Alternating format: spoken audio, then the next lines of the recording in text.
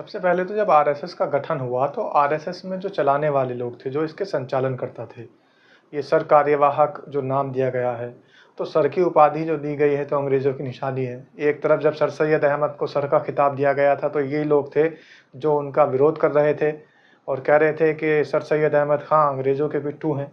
अब खुद जितने भी इनके पद हैं और सबसे बड़ा जो इनका पद है सर कार्यवाहक का, तो सर की उपाधि इन्होंने अपने ही डेजिग्नेशन में अपने पद में दे रखी है। दूसरी बात, ये सद्भाव की बात करते हैं, आपसी भाईचारे की बात करते हैं। तो जब आपसी भाईचारा और सद्भाव दिखाना है तो दारा शिकोह को प्रेम करना है, तो दारा शिकोह के भाई औरंगज़ेब को भी प्रेम करना है। ऐसा तो नहीं हो सकता आप कह रहे हैं कि दारा शिकोह को याद नहीं कर रहे हैं लोग। चलिए ठीक है, दारा शिकोह को भी याद कर लेते हैं, लेकिन उनके भाई औरंगज़ेब से भी तो नफरत नहीं करेंगे। आपसी सद्भाव का मतलब क्या है? आपसी सद्भाव का मतलब ये है कि हम दारा शिकोह को भी गोद लगाएंगे, गले लगाएंगे और औरंगज़ेब को भी गले लगाएंगे, क्योंकि दोनों भाई ही तो हैं। और आपको अब मैं ये बता दूं कि अगर आपको औरंगज़ेब को गले लगाने में दिक्कत हो रही है और फिर आप उस पर खुद ही अपने सवाल का खुद ही जवाब दे देते हो कि विचारधाराओं का फ़र्क है। औरंगज़ेब कट्टर विचारधारा के थे, दारा शिकोह वो भाईचारे वाली विचारधारा के थे।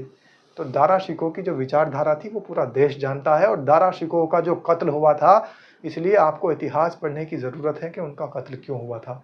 जो व्यक्ति अपनी सुरक्षा नहीं कर पाए, जो व्यक्ति जाकर दूसरे किलों में छुप रहे थे, उसका जीता जागता सबूत अलवर के अंदर बाला किला है।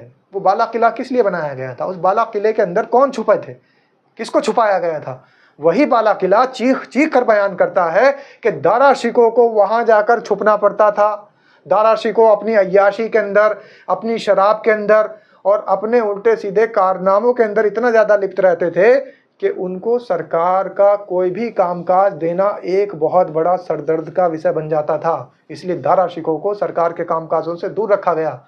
और ऐसे लोगों को आज आप ये कह रहे हैं कि उनको प्यार करना चाहिए, उनको भी याद करना चाहिए। ये तो वही बात हुई जो आप हैं। जैसे दारा शिकोह हैं वैसे ही आप हैं। दत्तात्रेय भोले जी भी आपके जो पूर्वज हैं, वो भी भारतीय स्वतंत्रता संग्राम से इतने ही दूर रहे हैं जितने दारा शिकोह राजपाट से दूर रहे हैं। आप भी जब भारतीय स्वतंत्रता सेनानियों ने अपनी गर्दन कटवाने का काम किया, अपने गलों को फांसी के फंदों पर रखने का काम किया, तब आप अंग्रेज़ों की मुखबरी कर रहे थे। आपके जो पूर्वज हैं वो अंग्रेज़ों की मुखबरी में संलिप्त थे, और जीता जागता सबूत है। आज उनके नाम के आगे वीर लगा दीजिए, आप अपने पदों में सर लगा दीजिए। तो ये सर की उपाधि, वीर की उपाधि आपकी अपनी खुद की लगाई हुई है। जो देश ने लगाई थी वो सर सैयद अहमद खां है। जो देश ने लगाई थी वो वीर सावरकर नहीं है, वीर अब्दुल हमीद हैं। तो ये आप फ़र्क जानिए कि देश ने जिसके नाम के आगे वीर लगाया था वो वीर अब्दुल हमीद है, देश ने जिसके नाम के आगे सर लगाया था वो सर सैयद अहमद खां है। अब आप कहेंगे कि तो मुस्लिम है सब कुछ। आज शहीद दिवस है, और शहीद दिवस पे आप इतिहास को जरा सा पढ़ लीजिए कि जब भगत सिंह, राजगुरु सुखदेव को फांसी लगाने के लिए उनके ऊपर मुकदमा चलाया गया तो उनका गवाह कौन था? शोभा सिंह की गवाही से उनको फांसी मिली थी। और उनके वकील बचाव में कौन थे? आसिफ अली एडवोकेट। कौन से आसिफ अली एडवोकेट? वही बिजनौर के सियाहरा के रहने वाले, उत्तर प्रदेश के रहने वाले आसिफ अली एडवोकेट। और जो उस समय जज थे वो कौन थे? वो आगा हैदर साहब थे, जिन्होंने फांसी के जिस समय अंग्रेज़ों ने उनको जज बना रखा था, अंग्रेजी हुकूमत में जज थे, अपनी काबिलियत के दम पर जज बने हुए थे, लेकिन जब भगत, राजगुरु और सुखदेव का मामला आया तो उन्होंने फांसी के उस आदेश पर साइन करने से मना कर दिया और तुरंत अपना वहाँ पर उन्होंने इस्तीफ़ा दे दिया। जज के पद से तुरंत तत्काल प्रभाव से इस्तीफ़ा दे दिया और ये कह दिया कि मैं अपने कफन को लेकर आया हूं, अगर मैं यहाँ साइन नहीं करता तो मुझे कफन लेना मंजूर है, कफन ओढ़कर मर जाना मंजूर है, लेकिन भगत सिंह, राजगुरु और सुखदेव के इस फांसी के आदेश पर साइन करना मंजूर नहीं है। तो ये वो लोग थे जो देश हित के थे, जिनको सर सैयद, जिनको वीर अब्दुल हमीद, जिनको आगा हैदर, सैयद आगा हैदर, जिनको वीर अब्दुल हमीद कहा गया। और अब वो लोग हैं जिनको दारा शिकोह से प्रेम है। आप वो लोग हैं, दत्तात्रेय बोस बोले जी, हंस बोले जी, नाम भी आपके तो अजीब अजीब से हैं, होश बोले। और दूसरी बात मैं आपको एक चीज़ और बता दूं कि जो आप आरएसएस का बार बार बखान करते हैं और ये कहते हैं कि हम सद्भाव का, एकता का और बहुत बड़ा एक संदेश देते हैं आपसी भाईचारे का, तो जब आपको आपसी भाईचारे का संदेश देना ही है तो फिर आप राणा सांगा का विरोध क्यों नहीं करते? यहाँ पर मुगलों को लाने वाले कौन थे, उनका विरोध क्यों नहीं करते? आप जड़ तो भूल जाते हैं, लेकिन जो उसके जड़ के बाद जो सारे काम हुए उनको याद करते हैं। तो इस तरीके के जो आपके हाथी के दांत हैं। दूसरी तरफ आप ये कह देते हैं कि बीजेपी से जो है हमारा कोई लेना देना नहीं है। आपके खुद के, आप अपना संविधान ढंग से नहीं पढ़ते, आप अपना मैनिफेस्टो ढंग से नहीं पढ़ते, आप आरएसएस का, विश्व हिंदू परिषद का आप संविधान पढ़ लीजिए। उसके अंदर पहले ही लिखा है कि जो महासचिव भारतीय जनता पार्टी में होगा, और भाजपा का जो मैनिफेस्टो है उसके अंदर लिखा है जो भारतीय जनता पार्टी का संगठन मंत्री होगा वो आरएसएस से जाएगा। ये पहले से ही डिसाइड है। और आप आज कह रहे हैं कि अभिभावक नहीं है। फिर आपने जो अपने संगठन मंत्री वहां पर बनाकर बैठा रखे हैं, तो फिर उनसे इस्तीफा दिला दीजिए। अगर आपके अंदर जरा सी शर्म बाकी रह गई हो, होश बोले जी, तो फिर आपने आरएसएस से जो संगठन मंत्री भेज रखे हैं, जो आपके बायलॉज में इन्वॉल्व हैं, आप उनका इस्तीफा मांग लीजिए, मैं समझ जाऊंगा। और बेबाक जी, चैलेंज करता हूं, अगर ये भारतीय जनता पार्टी से कोई संबंध नहीं रखते हैं तो अपने संगठन मंत्री आरएसएस वहां भेजना बंद कर दे। मंगलुरु में राष्ट्रीय स्वयंसेवक संघ की अखिल भारतीय प्रतिनिधि सभा का आज 23 मार्च को समापन हो गया। आरएसएस सर कार्यवाह दत्तात्रेय होसबोले ने प्रेस कॉन्फ्रेंस कर 3 दिवसीय इस सभा में निकले निष्कर्षों को मीडिया के सामने साझा किया। इसके साथ ही सर कार्यवाह ने उन सभी सवालों के भी जवाब दिए जो देश में वर्तमान में सबसे बड़े मुद्दे से जुड़े हुए थे।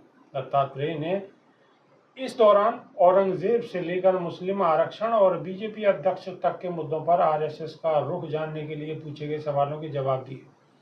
भारत के जो विरोधी रहे हैं उनका आइकॉन नहीं बनाया जा सकता। गंगा जमनी तहजीब की बात करने वाले लोग औरंगजेब के भाई द्वारा शिकोह को याद क्यों नहीं करते? दिल्ली में औरंगजेब रोड को बदलकर अब्दुल कलाम रोड किया तो उसका कोई मतलब है नहीं। तो जो हमारी संस्कृति की बात करेंगे उसकी हम लोग फॉलो करेंगे। बीजेपी अध्यक्ष के लिए हमें कोई प्रचारक यानी बीजेपी में भेजने की मंशा नहीं है। सभी संगठन स्वतंत्र हैं और अपनी प्रक्रिया के तहत अपने अध्यक्ष चुनाव करने के लिए स्वतंत्र है। इसमें हमसे पूछ कर कुछ करने की जरूरत नहीं है। हमारे समाज में जाति बिरादरी के हिसाब से आपस में झगड़े नहीं होने चाहिए। जब स्पोर्ट्स में कोई मेडल आता है या फिर कोई सैनिक बॉर्डर पर शहीद होता है तो हम उसका धर्म जाति नहीं देखते, हमें उन पर गर्व होता है।